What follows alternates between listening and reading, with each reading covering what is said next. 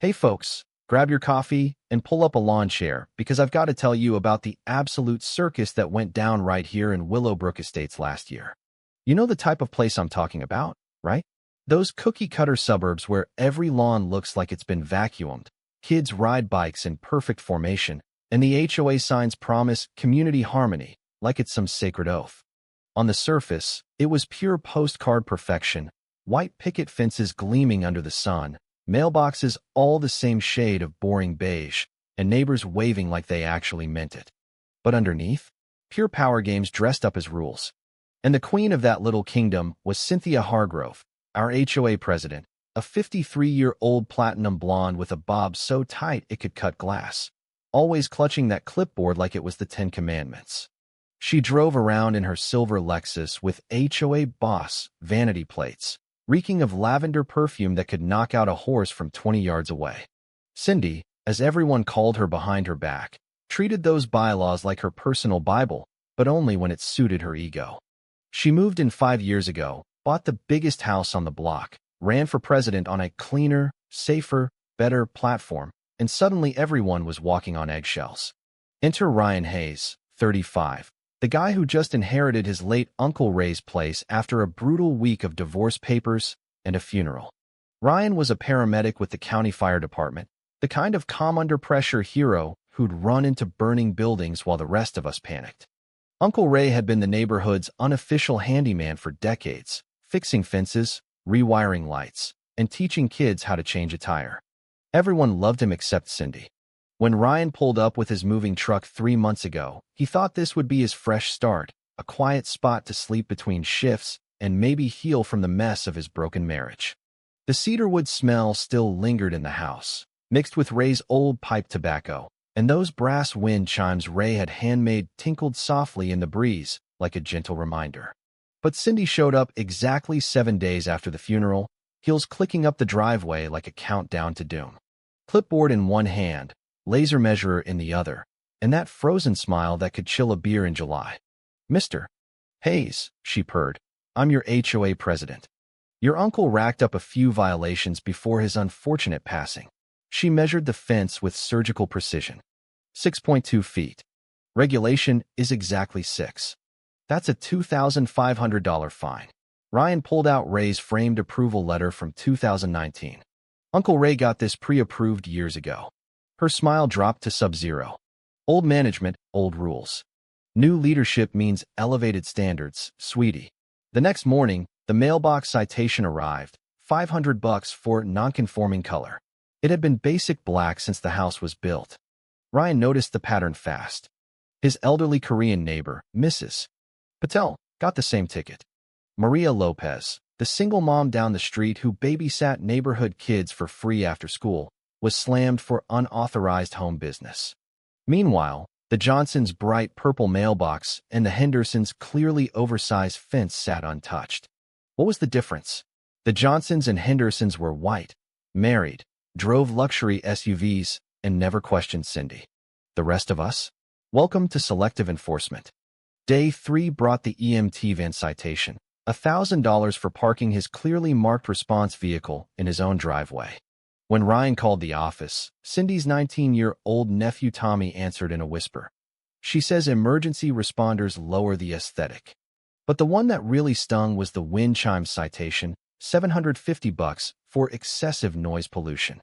Those delicate brass tubes barely whispered in the wind, but they were the only thing helping Ryan sleep through his grief. He stood there in the pouring rain, paper dissolving in his hands, rage tasting like metal on his tongue. That's when Mrs. Patel knocked with coffee and devastating intel. "She's got master keys to half these houses, dear. Claims emergency inspection rights from some buried bylaw. She's been in my place 3 times this year, rearranging my meds and leaving tickets on the counter." Ryan pulled up the bylaws that night. Page 47 clearly said 24-hour written notice required. But Cindy? She just waltzed in whenever she felt like it. Mrs. Patel leaned in closer. "She specifically goes after folks like us, the elderly, single parents, minorities, veterans. People who can't fight back." Ryan's paramedic instinct screamed. This wasn't overzealous. This was a predator in pastel blazers. and he wasn't about to be her next meal. Ryan kept his cool at first, sipping coffee and watching Cindy through the window like it was just another Tuesday. But inside, his mind was already running incident reports the way he did on emergency calls. Documentation wasn't optional, it was survival. He installed simple wireless cameras around the property, nothing fancy, just solid consumer-grade stuff any homeowner could set up in an afternoon. Then he started logging every violation in the neighborhood, dates, times, patterns. What emerged was uglier than anyone wanted to admit. Young families with nice cars got the occasional slap on the wrist, quickly dismissed. Everyone else, straight to HOA hell. Mrs. Patel got hit with $8,000 for inappropriate holiday decorations, her Korean New Year lanterns apparently clashing with the approved palette. Maria Lopez faced $6,500 for her after-school babysitting because it lowered property values. Vietnam vet Bill Kowalski owed $4,000 for his POW MIA flag, hung exactly per military protocol. Cindy's magic line? Current standards supersede historical permits. Translation: I make the rules up as I go. 2 weeks later, Cindy made her first greedy mistake. Ryan dragged himself home after a nightmare shift, 3 cardiac arrests, and a kitchen fire that left him smelling like antiseptic and charred grease. All he wanted was a shower and sleep. Instead, he found Cindy in his backyard with 2 goons in matching inspector polos, photographing Uncle Ray's workshop like it was a crime scene. "What the hell are you doing on my property?" Ryan asked, voice steady but eyes narrowing. Cindy barely looked up. "Emergency inspection. Anonymous complaint about a fire hazard." Ryan pointed out the complainant, sweet old Mrs. Rodriguez, had been in Florida for weeks. Cindy's smile never wavered. Anonymous tips don't need verification. Community safety first. One goon beeped a laser measurer every few seconds, driving Ryan nuts. "This workshop encroaches on the 15-foot setback," Cindy announced, scribbling furiously. Ryan pulled county records on his phone. Built in 1987 with permits. Setback was 10 feet then, and it's 12 now. Her reply? "Current standards supersede." The next day, his mailbox exploded with 7 new tickets totaling $12,000. Unauthorized structure, landscape noncompliance because wildflowers attracted bees, paint color deviation, even a pet waste violation when he didn't own pets. Ryan treated it like a medical emergency. Document everything. Cameras rolled. Patterns logged. Then Mrs. Patel showed up one evening with a shoebox and jasmine tea.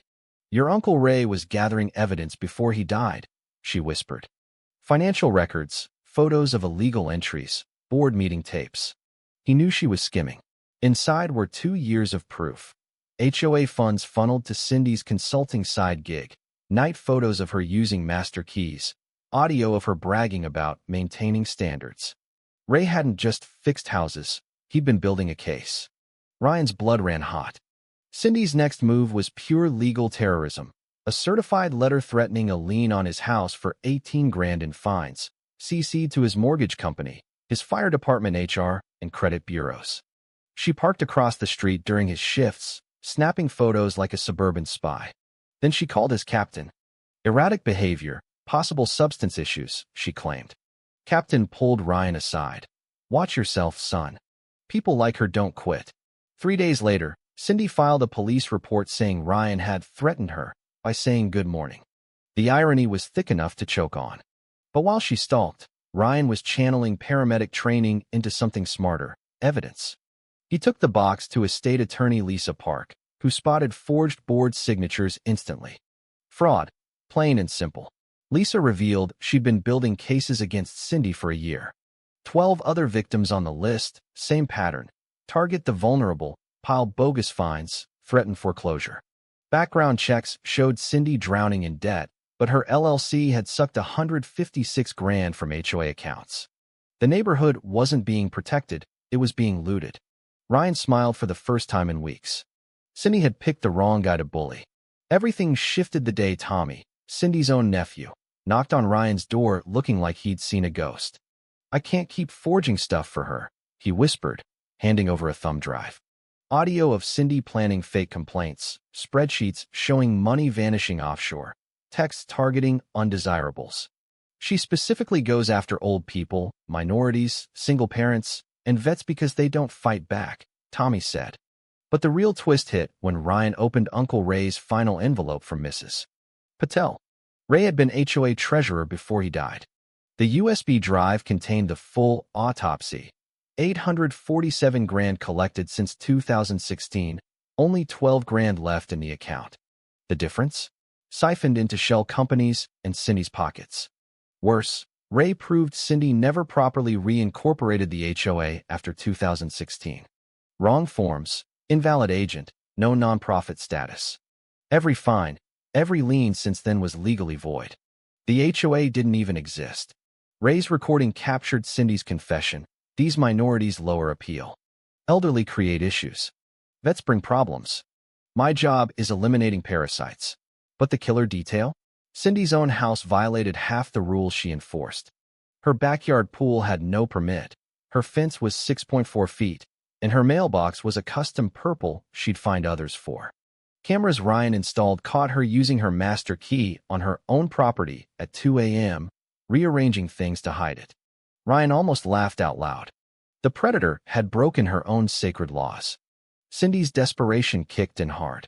She poured sugar in Ryan's response van overnight, filed more police reports claiming he brandished medical equipment by wearing his stethoscope. She even called his ex-wife, spinning tales of substance abuse. But Ryan and Lisa were already coordinating with the state attorney general's HOA fraud task force. They had enough to freeze assets and file felony charges. Cindy's smear campaign went nuclear. Fake social media posts about Ryan's violent tendencies, complaints to the cemetery HOA about his mom's headstone. She hired a sleazy lawyer named Marcus Webb to drown everyone in frivolous suits. But every move backfired. Tommy wore a wire for the AG's office. Maria's cameras caught Cindy vandalizing yards at night. Bill Kowalski documented every forged signature. The community was done being victims. Ryan's smart comeback at the next petty inspection summed it up. Cindy, while you're measuring my fence, mind explaining why your pool deck is 3 feet over the setback? Or should we let the county inspector decide? Her face went white. The hunter was now the hunted, and the trap was snapping shut faster than she could rewrite the rules. With the evidence locked down, Ryan launched what he called Operation Willowbrook Justice. Lisa Park quarterbacked the legal assault. Criminal complaints to the AG for fraud, county prosecutor for embezzlement, FBI for mail fraud on those fake liens, IRS for tax evasion. They timed it so Cindy couldn't dodge 4 agencies at once. Investigative reporter Sarah Kim from the local paper got the full file. Her story was set to drop the same day as the arrests. Neighborhood allies divided tasks. Maria crunched the financials. Bill organized surveillance. Mrs. Patel rallied the elderly residents. Tommy became the inside man, feeding real-time intel. They even baited Cindy with obvious violations just to record her illegal responses in crystal-clear 4K. Cindy doubled down like a cornered animal. She hired a crew to pour concrete in Ryan's storm drains, flooding his yard every rain. She filed reports claiming Ryan threatened involuntary surgery with medical advice about her blood pressure. Her lawyer Webb bombarded everyone with cease and desist letters, suing for defamation and demanding evidence destruction. He even got Ryan put on administrative leave at the fire department. But Lisa was ready.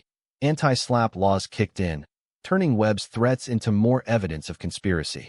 Ryan's comeback during one standoff was pure gold. Cindy, you're suing me for harassment while your nephew just handed me recordings of you plotting offshore transfers?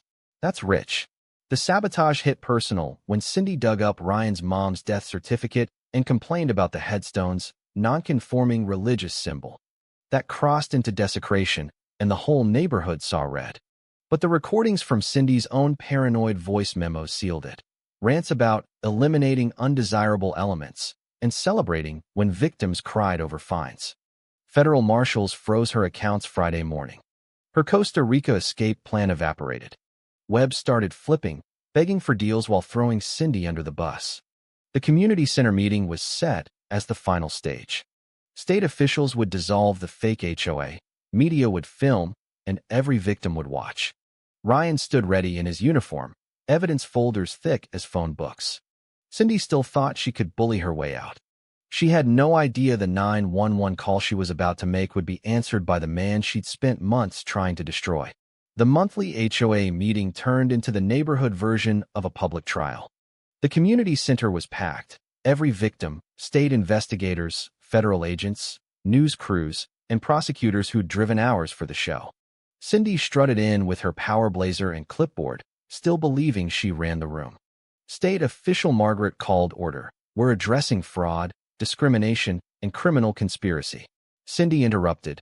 This is harassment by Ryan Hayes. Ryan stood calmly. Ma'am, I'm Ryan Hayes, the paramedic you tried to break in on at 7 a.m. Funny thing, I was the dispatcher who took your 911 call. The room gasped. Sarah hit the projector. 8 years of embezzlement charts. Maria testified on the money trails. Tommy played the audio. Cindy's voice admitting she targeted minorities, elderly, and vets because they don't fight back. Bill Kowalski stared her down. I survived Vietnam. I won't be terrorized by a thief in my own backyard. The county prosecutor rose. Cynthia Hargrove, you're under arrest for 23 felonies: embezzlement, fraud, money laundering, civil rights violations. Handcuffs clicked as agents revealed the HOA had been legally dead since 2016. Arizona detectives joined via video. Her real name was Cynthia Worthington, wanted for $2.3 million in prior HOA scams. Cindy begged, I can make deals. But federal marshals let her out past the neighbors she'd broken. Spontaneous applause erupted. Mrs. Patel whispered through tears, Ray would be so proud. 6 months later, Willowbrook felt reborn. Cindy got 8 years in federal prison and a $2.1 million restitution order. Every stolen dollar returned. Bogus fines wiped. Ryan pocketed a $3,000 settlement for the harassment. Webb was disbarred. Tommy earned a full scholarship and became the neighborhood hero. New bylaws brought term limits, audits, live-streamed meetings, and independent appeals. Dues dropped 60%. The savings funded real improvements like playgrounds and lighting. The Ray Hayes Community Justice Fund now helps other neighborhoods fight HOA abuse across 3 states. State laws changed because of Sarah's reporting. Ryan and Sarah even started dating over takeout while reviewing court files. The annual block party now celebrates diversity instead of fearing it. Wind chimes from every family tinkle together in Ray's Memorial Garden. Folks, the lesson here is simple. Bullies thrive when good people stay quiet. But when neighbors document, unite, and hit back with facts, even the mightiest HOA Karen crumbles. Willowbrook isn't just peaceful again, it's free. And every time I hear those chimes, I smile knowing justice isn't just a fairy tale. It's what happens when regular folks finally say enough.